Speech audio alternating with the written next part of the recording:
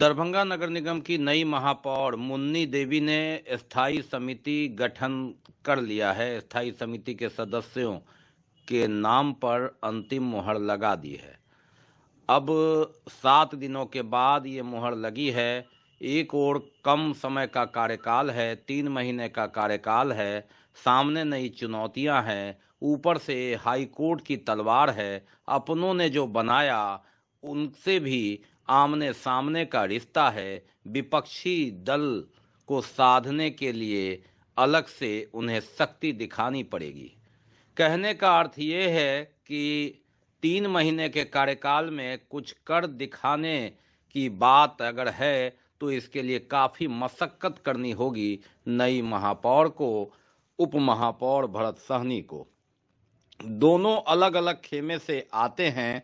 21 vote लाकर 17 vote लाने वाली पूजा मंडल को उन्होंने 4 वोट से शिकस्त तो दे दिया, लेकिन आगे सफर आसान नहीं है।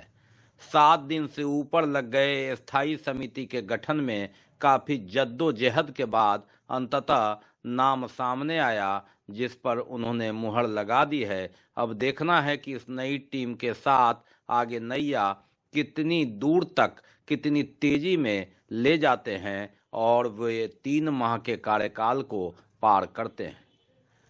अब इसमें दूसरा पक्ष क्या है, यह समझने की बात है। खबर को इस तरह से समझिए।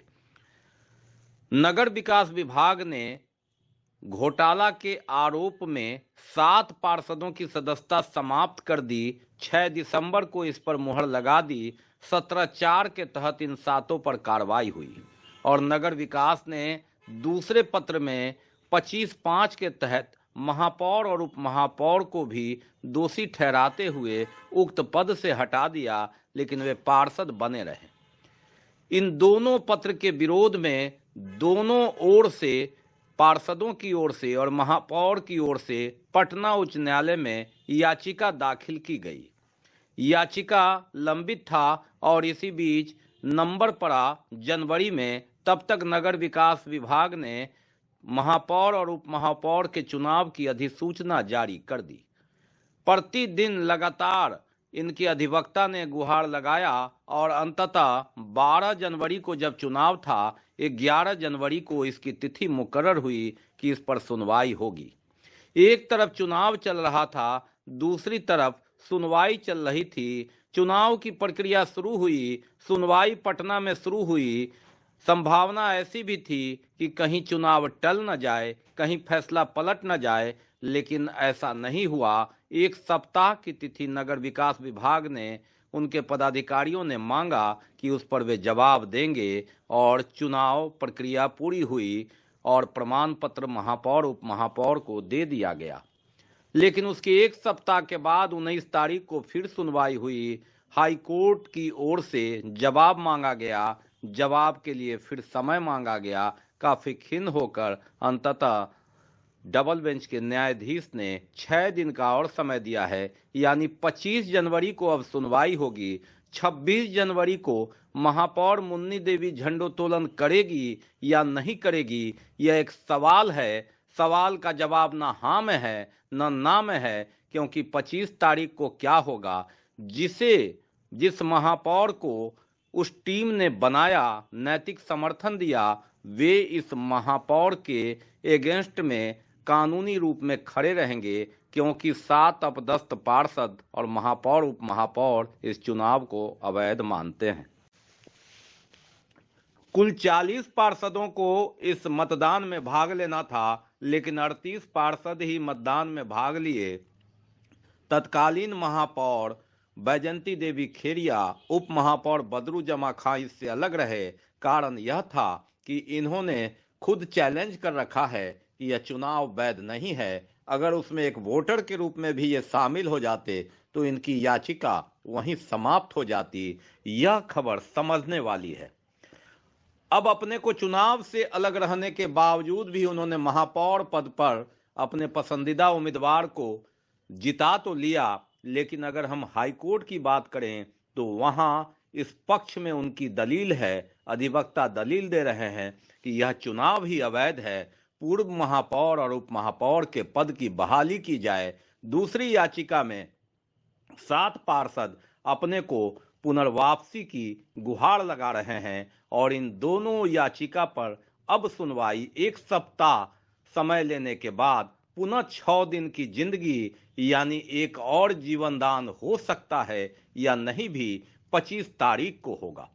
25 तारीख को फैसला क्या क्या हो सकता है, इस पर जो बुद्धिजीवी हैं, जानकार है, उनकी अलग अलग राय है। यानी फैसला ये भी हो सकता है कि महापौर और उप महापौर को हटाने की जो प्रक्रिया थी वह ठीक से अपनाया नहीं गया, उनकी बहाली हो। फैसला ये भी हो सकता है कि भाई जो निर्णय है वह सही है। फैसला ये भी हो सकता है कि महापौर मुन्नी देवी, उप महापौर भरत सहनी का निर्वाचन कहीं से गलत नहीं है। फैसला ये भी हो सकता है कि 7 पार्षदों की वापसी होती है तो ऐसी परिस्थिति में 21 पार्षदों का मत प्राप्त करने के बाद मुन्नी देवी महापौर कैसे निर्वाचित होगी, यानी फिर 7 पार्षदों का हक क्यों छीना गया। तो इन सारी संभावनाओं पर तरह तरह की अटकलें हैं, जिसे सिर्फ अटकल ही शब्द नाम दिया जा सकता है। 25 तारीख को सभी का इंतजार होगा कि हाईकोर्ट उस दिन अगली तारीख फिर मुकर्रर करता है, कोई फैसला लेता है या इनकी याचिका को खारिज करता है। याचिका खारिज हो जाता है तो ऐसे में मुन्नी देवी महापौर और भरत सहनी उप महापौर रह जाएंगे। तिथि आगे बढ़ती है तो गणतंत्र दिवस के अवसर पर मुन्नी देवी महापौर के रूप में झंडोत्तोलन करते नजर आएंगी, लेकिन फैसला इससे कुछ अलग होता है तो नगर निगम की राजनीति में पुनः एक संवैधानिक संकट और भूचाल भी देखने को मिल जाए तो आश्चर्य नहीं है। और ऐसे में दिल की धड़कनें तेज है। एक तरफ 7 अपदस्थ पार्षद, पूर्व महापौर और उप महापौर की वापसी और नए निर्वाचित पार्षदों का 15 दिन का जो महापौर और उप महापौर का कार्यकाल है, आगे कुछ करने की तमन्ना। इन सब मुद्दों पर इंतजार है 25 जनवरी का, जिस दिन पटना उच्च न्यायालय में 2 समय लेने के बाद दोनों याचिकाओं पर सुनवाई होनी है। शिक्षा के क्षेत्र में अपने गुणवत्ता एवं विशिष्ट पहचान के लिए विख्यात GD Goenka public school Darbhanga के बच्चों के लिए भी सर्वोत्तम एवं उच्च गुणवत्ता की शिक्षा ग्रहण कर सकेंगे। इस बदलते हुए परिदृश्य में बेहतरीन एवं गुणवत्तापूर्ण शिक्षा प्रदान करना ही जीडी गोयनका पब्लिक स्कूल का मुख्य उद्देश्य है। बच्चों के चहुमुखी विकास के लिए जीडी गोयनका, जो कि 17 एकड़ के बड़े मनोरम एवं शांत वातावरण में फैला हुआ है, में अंतर्राष्ट्रीय स्तर की हॉस्टल फैसिलिटी उपलब्ध है। बच्चों के लिए air condition classroom, library, CCTV एवं जीपीएस युक्त बसें, स्विमिंग पूल, बैडमिंटन, टेनिस जैसे इंडोर एवं आउटडोर खेलों की भी उपलब्धता, साथ ही computer, robotics, audio video seminar के अंतर्गत बच्चों के लिए साप्ताहिक पर्सनालिटी डेवलपमेंट कोर्स की भी व्यवस्था की गई है। विद्यालय के चेयरमैन डॉक्टर मनोज कुमार का उद्देश्य यही है कि बच्चों को अंतर्राष्ट्रीय स्तर की शिक्षा और सुविधा के साथ तकनीकी युक्त उच्च गुणवत्ता की शिक्षा मिले। इस विद्यालय का संचालन हनुमान नगर के डिलाही के पोररिया में हुआ है। अभिभावकों की सुविधा के लिए GD Goenka city hospital ML academy के बगल में स्थित है। चिर प्रतीक्षित दरभंगा एम्स के निर्माण का रास्ता प्रारंभ हुआ। सांसद, विधायक सहित भारतीय जनता पार्टी के नेताओं ने विधिवत इसकी शुरुआत की, साधुवाद दिया। प्रधानमंत्री नरेंद्र मोदी से लेकर संबंधित अधिकारियों को मिथिलांचल की 8 करोड़ जनता की ओर से मंत्रोच्चार के बीच अंततः एम्स निर्माण का रास्ता साफ हुआ। इस मौके पर सांसद गोपाल जी ठाकुर, विधायक संजय सरावगी, भाजपा नेता बालेंदु झा सहित कई नेतागण मौजूद रहे, जिन्होंने जमकर नरेंद्र मोदी जिंदाबाद, भारतीय जनता पार्टी जिंदाबाद के नारे लगाए। मिट्टी भराई के साथ ही एम्स निर्माण कार्य का शिलान्यास, इसकी निविदा हो चुकी थी। 3 साल में इससे बनना है। राजनीति बहुत हुई, लेकिन अब काम की बात, और इस मिट्टी भराई के साथ, मंत्रोच्चार के साथ दरभंगा एम्स का निर्माण का रास्ता साफ। 10 में से 9 सीट राष्ट्रीय जनतांत्रिक गठबंधन की झोली में गया है और हवाई अड्डा के बाद एम्स एक दूसरा मुद्दा। कई बार उतार चढ़ाव का दौर, विपक्षियों ने भी इस पर खूब घेरा, लेकिन अंततः सत्ता पक्ष सरकार की जीत और इस जीत का श्रेय लेने की होड़ और इसी के तहत मिट्टी भराई के साथ शिलान्यास कार्य मंत्रोच्चार के साथ शुरू हुआ और इस पर मिट्टी 4 महीना लोलैंड मिट्टी जो अभी लगभग 13 करोड़ की लागत से यहाँ पर मिट्टी का कार्य प्रारंभ हुआ है। हम तो वर्षों से इसमें लगे हुए थे, हर स्तर पर लगे हुए थे।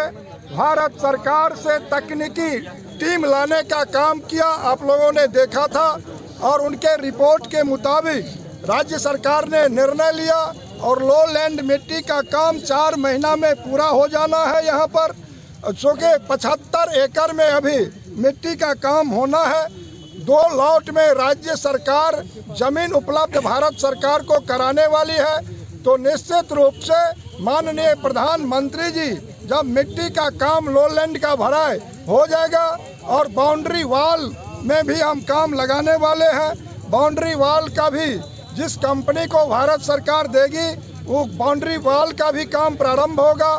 तो निश्चित रूप से प्रधानमंत्री जी यहाँ आएंगे और शिलान्यास करेंगे। साथ में माननीय मुख्यमंत्री जी, राज्य के स्वास्थ्य मंत्री जी, केंद्र के स्वास्थ्य मंत्री, अनेक भारत सरकार और राज्य सरकार के अधिकारी पदाधिकारी उसमें लगेंगे। तो हम समझते हैं मिट्टी के उपरांत, भराई के उपरांत 48 महीना में एम्स बन के तैयार हो जाए।